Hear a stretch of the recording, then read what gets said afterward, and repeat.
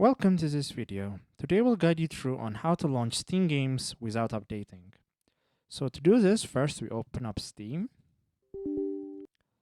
And once Steam is opened, sometimes you might encounter that the game tries to update so you cannot play it. It's usually here on the play button, it says update.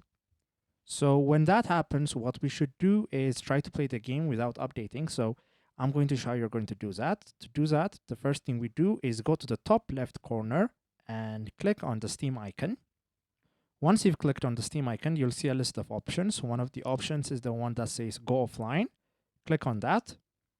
So what this does is make Steam offline, so it won't ask you to update, and usually you can play.